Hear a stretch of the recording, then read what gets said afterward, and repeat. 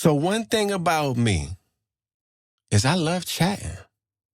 I just be chatting, man. I just love chatting. Some of you love to chat as well, but some of you love to listen to people chat. So I want the people who love to listen to people chat, start tuning in because I love to chat. So if I love to chat and you love to listen to people chat, we are like the perfect combination.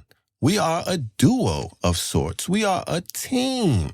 We need each other because I love to chat and you love to listen to chat. So I'm here with it. Another chat. So basically, how I feel today is blessed. I am very blessed.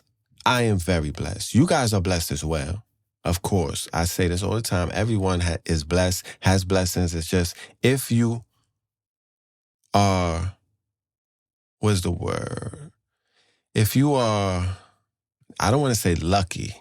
So the word I'm looking for is if you are strong enough to see your blessings, because it takes strength to see the blessings, because a weak mind looks at everything as a challenge or a test or negative, you know what I mean? A weak mind looks at things negatively. So if you are strong enough to see your blessings, then trust me, your life is going to be amazing.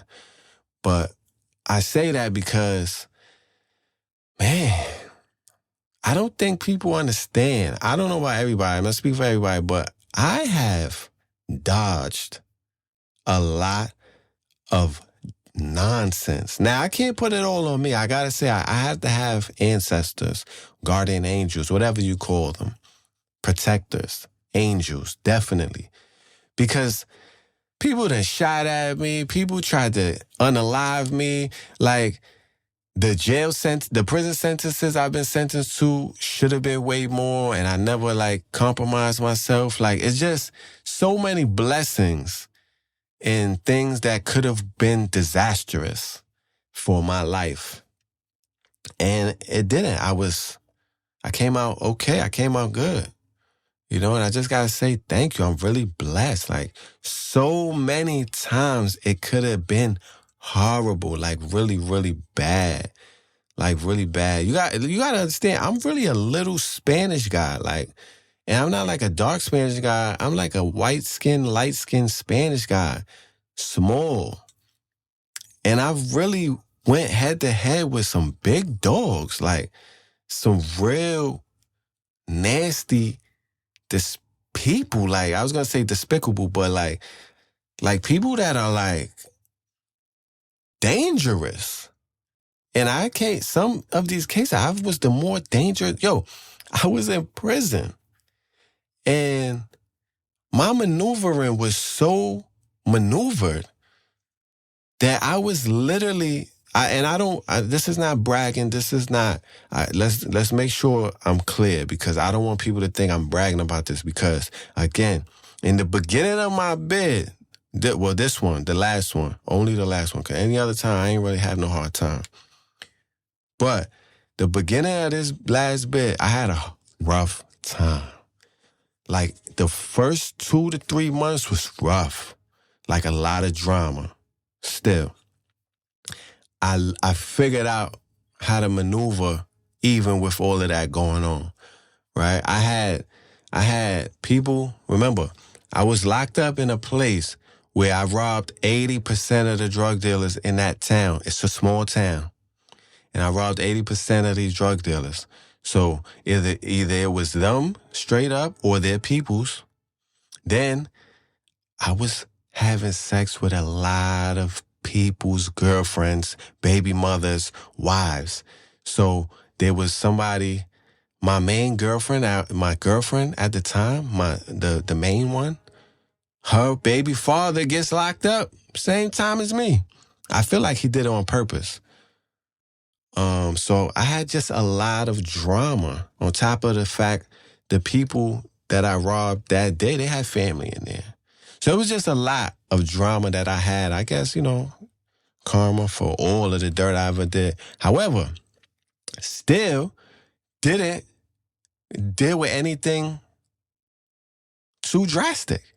Just some light little scuffle, some little, whatever. Then I just turned it around. I freaked it, right? I turned it around. I started seeing that it's a lot of bums in here. It's a lot of poor people. A lot of poor people that are hungry. So what I did, I started feeding the poor. And what happened? The poor became I don't want to say slaves, but my name is not Simon, but whatever I said, they did. So because I figured out, wow, there's more poor people in here than get money people. I got money. Let me feed these poor people and put these people on my side.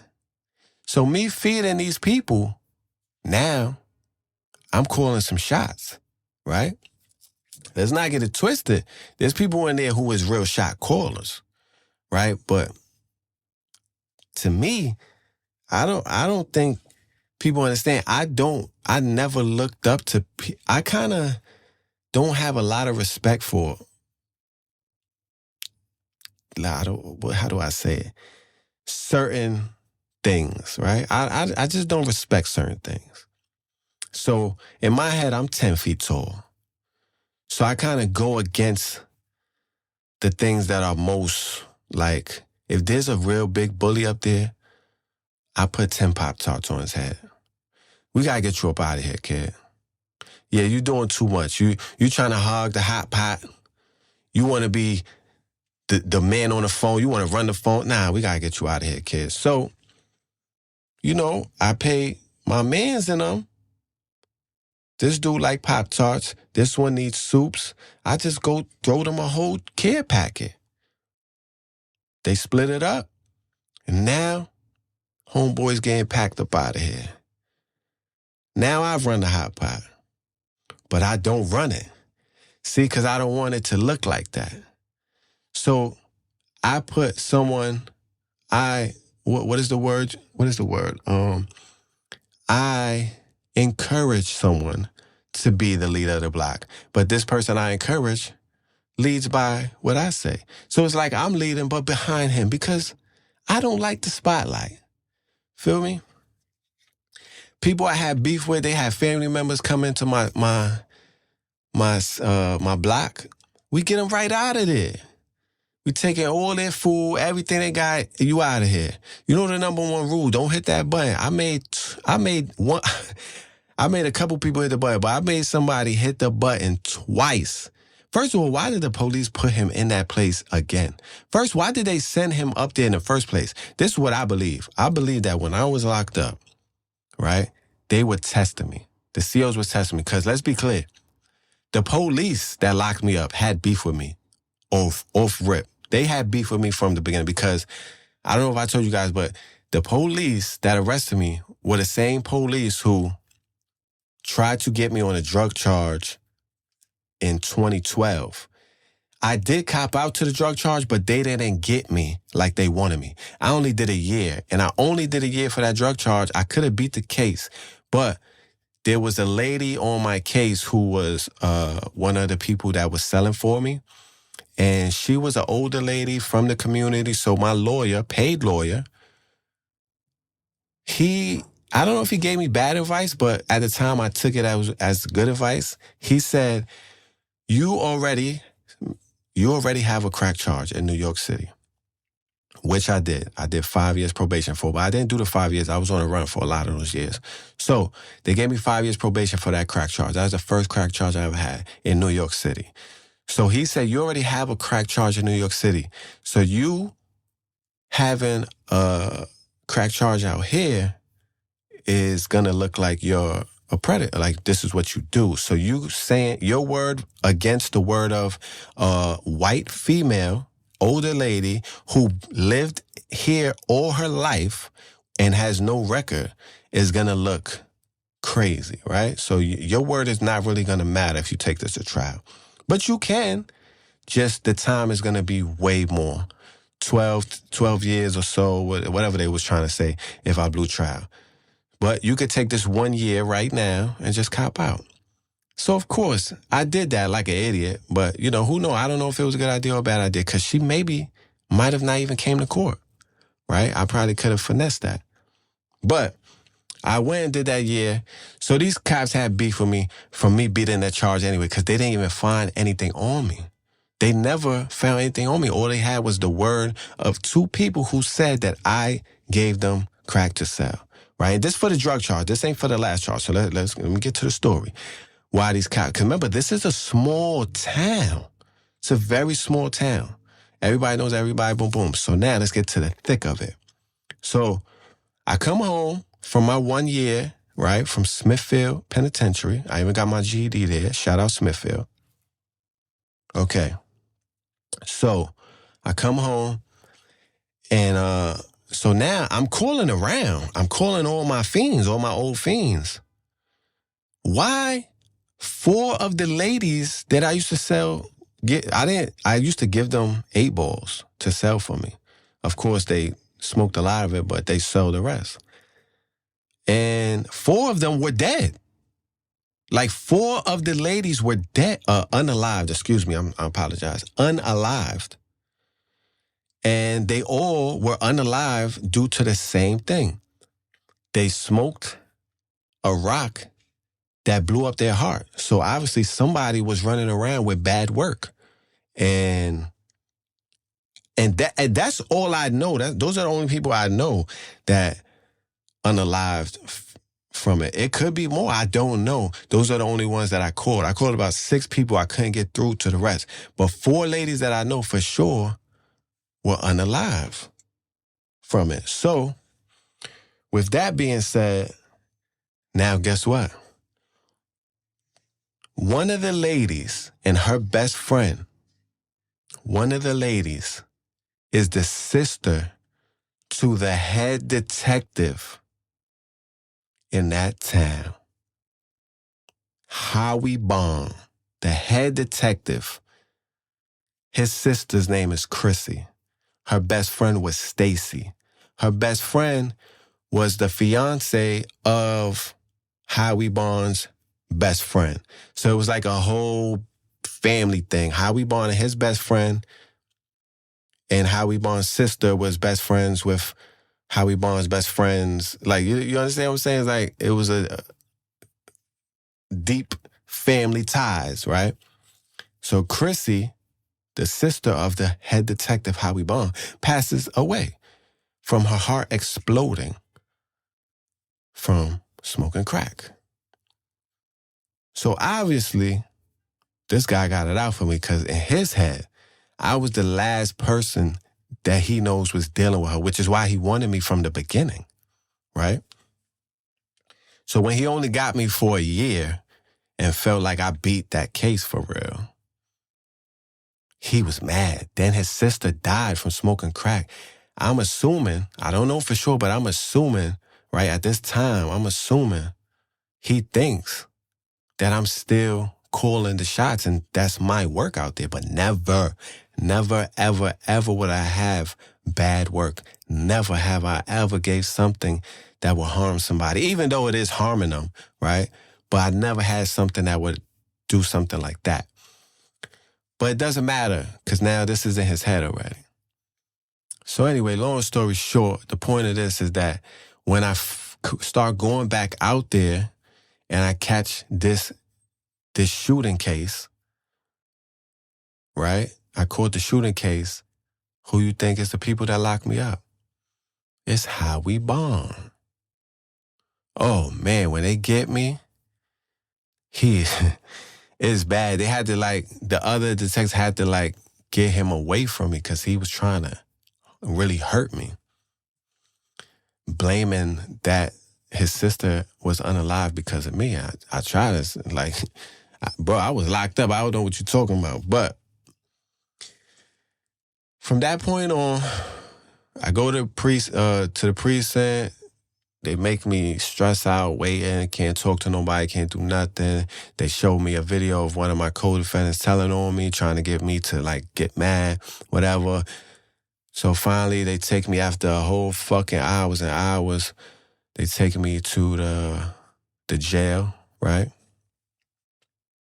When they take me to the jail, they automatically put me in a place that got people that got beef for me. Okay, whatever. That's regular. But not only that, these people tried to, they just did everything in their power to try to put me in horrible situations every chance they got. And it was just hilarious to me because in the beginning, I didn't really put it together.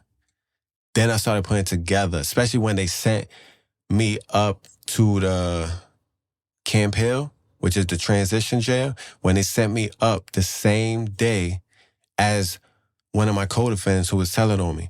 It's like they kept putting me in positions to commit another crime or get hurt. One or the other. They wanted me to either get hurt or commit another crime so I could do long time because they was pissed at the time that I got. Because again, I had another great lawyer and we could have beat the charges if I didn't have these co-defendants. So let's be clear. These police was just really, really mad at me and wanted. I did do a bad thing and I did it in a wrong way with people that should have never been involved or I shouldn't have been involved, period. But at the same time, I'm talking about once the police, Harry Bond, knew that it was me, he was doing everything he could to put me in a predicament. Yep. That was a crazy situation, man. But the whole thing of this story is that I'm blessed and I never let it get to me. Anything I did, like paying people to do this, take care of that, boom, boom, boom. It was no infractions for that. The only infraction I ever got was because I disobeyed a officer telling me to get out of the laundry room when I was up top. Like, that's it. But they was gunning for me. They needed something because I was literally about to go to parole. And I did good so long. They literally called me a manipulator when on the first parole hearing, they clipped me for catching that ticket right before I saw parole, which they did on purpose. And they try to say I'm a manipulator of the system. Interesting. But they were right. So I'm just saying I was just really blessed, though, because I really made it out of all these situations, man. Like, just still beautiful. Well, as beautiful as I can be. And just smarter and better. Like, I wind up in a situation, I come out better and smarter, stronger. I'm just blessed, man. It's just a blessing. But these stories are way deeper. I'm just not freestyling, but like I'm just really running through them real quick because these stories have way more depth and layers to it. But I just, I don't want to hold you up too long. The main topic of the story was that I was blessed because I usually get put in situations that for other people go really, really bad. Like a similar situation for someone else would have went totally left. And it's just because, one, of course I'm blessed, I have guardian angels, but my mind is so sharp. And that has to do with being blessed because I was blessed with a mind that is so sharp. And I just love it. I love it, man. I'm out.